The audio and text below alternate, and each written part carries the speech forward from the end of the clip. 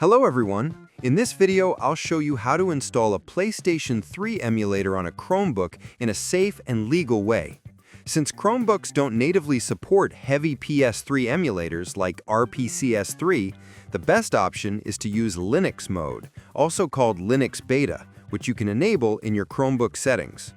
Once Linux is set up, you can install RPCS3, the official open-source PS3 emulator, by downloading it from rpcs3.net and following their Linux installation steps. Keep in mind you'll need a powerful Chromebook for this, since PS3 games are demanding.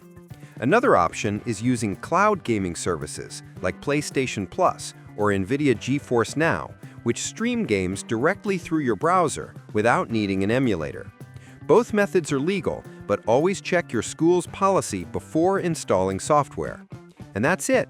Now you know the safe ways to enjoy PS3 games on a Chromebook. Subscribe to the channel for more videos.